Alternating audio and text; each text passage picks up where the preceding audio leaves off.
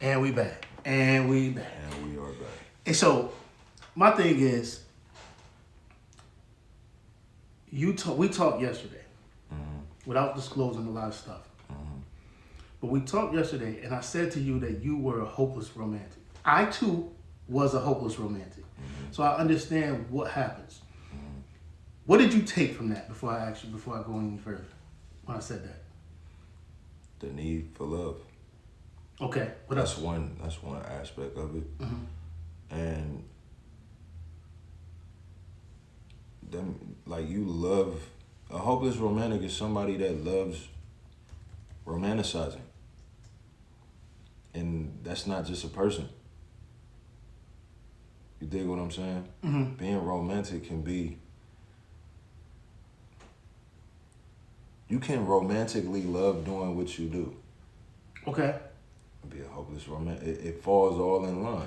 Okay. So when I said it to you, I was saying it so that you would be able to see where you needed to be in love with yourself and find someone that is in love with themselves as much as you're in love with yourself, and then bring it together. Because oftentimes what happens is, and one of my exes, like when I was a kid, we friends now, and she said that to me. She said, "Yo, bro, you've been a hopeless romantic all your life." And I said, "Dang." She said, "Yeah, like." And she's like, "I'm not just saying me because we broke up in the way we broke up, whatever. But we were kids, and she said, as being a 35, 40-year-old now, I'm realizing that at 20-something, we didn't know what love was. We still was like that. Everybody in their life at some point was a hopeless romantic. It's levels to it. Right, and that's what she was saying. And she was saying, you never graduated from loving yourself. You were just only giving love and only knew how to try to give love, and then wasn't giving it the right way." I'm going to tell you something, though. You can love yourself and still do that. No, yeah. She said you didn't understand how to separate the two. Like, you needed to separate it. And she was like, the reason why you needed to separate it was because it was no focus on you. Now, here's the thing, though, right? What if you find the way to still focus in on you, but it's just in your spirit to always look out for others first? It doesn't mean that you're not pouring into your own cup, right? Because, like, prime example, my brother told me this, and he was like, his partner mentioned it to him. He was like, "Yo, Randy's not the same Randy when I met him." Okay.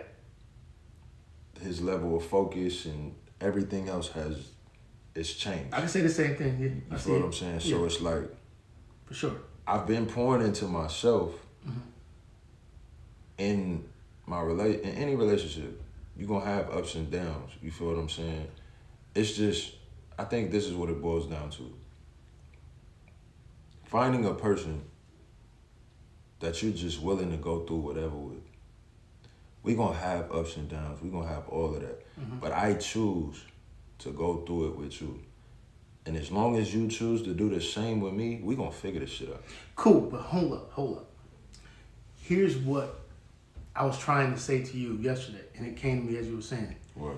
You can get that, but sometimes what you need to do is, you didn't finish what God wanted you to do. He wanted you to go through it alone, get what you need to get, and then go. And then when you find a person, and then you go through it, because you will then appreciate it that much more. And that person will appreciate it and see. Because what happens is, a lot of times when you get in relationships, you're telling the person what you've been through. You have to. And so now they're appreciating it more. So when you go through, when you go through something, they really empathize and sympathize and get in it with you. I'm gonna give you a prime example though, with me and my shorty. I explained something to her because she was like, "Yo, you be triggering me." I said, "Well, if you never tell me what you've been through and your traumas, how do I know your triggers?" Okay. That's a conversation that. But we can't keep being triggered. No, that's true. But in order for us to prevent triggering, if I know what you've been through, right? And I know you don't have to necessarily tell me intricate details, but if you can give me a roundabout, like this happened to me, and because this happened to me, this, that, and the other triggers me. Right. Now I may not know even what I'm doing, but now after hearing that, it's like, all right, bet. I know these can be triggers, right? So in her journey or mine, vice versa, right?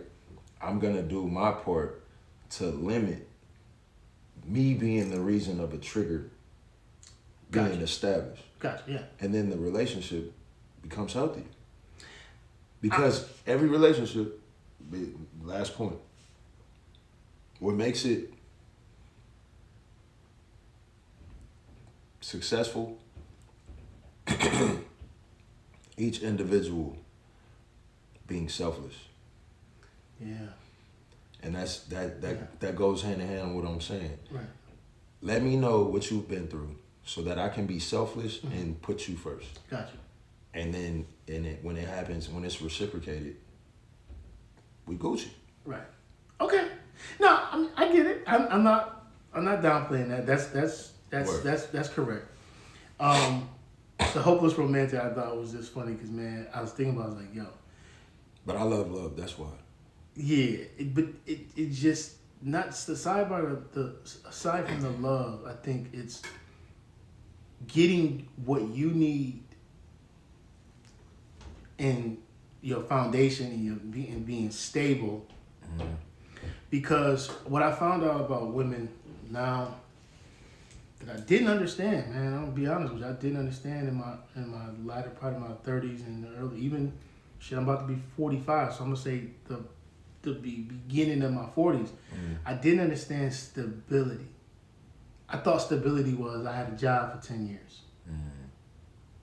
But it's you have a job for 10 years and you put some things away and you don't have to rob Peter to pay Paul. Yeah, so stability is being able to not have worry when it comes to bare necessity things that you need.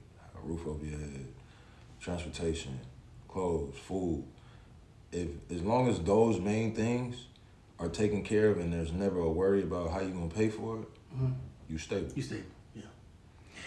But again, but it takes time, and then you got to work together with that too. But if you were always the person who robbed Peter to pay Paul because you were trying to make sure that your bills were situated and your household was situated, you don't know. And then nobody's told. There's no blueprint for a lot of black.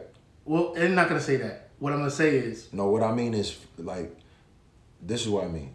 I didn't have no blueprint.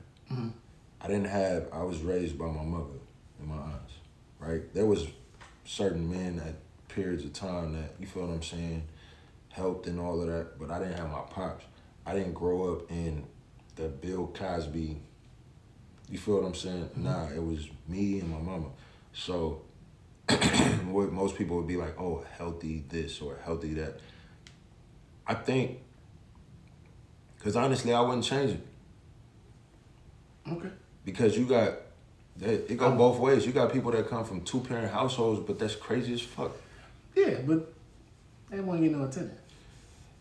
Or it just wasn't the right attention. Yeah. It depends. I'm gonna say this. The thing, and we can get out of here. The thing that I would change about my upbringing, when I got 40 seconds. Yeah. The thing I would change about my upbringing would be when I got to college. Before I got to college, I would have made a decision.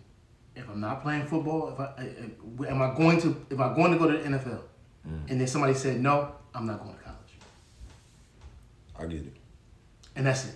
That's all I would change. We'll finish that. We'll finish it. Yo, we're moving along, niggas. We're moving along. That's a wrap for That's a wrap. For the first Fall Off podcast. Fall Off.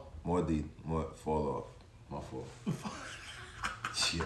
Shout out to Randy, bro. The Double R Show, yo. This coming. Yo, you gonna check this out Patreon and on YouTube, man. Yeah. Weekly. We hit. Peace.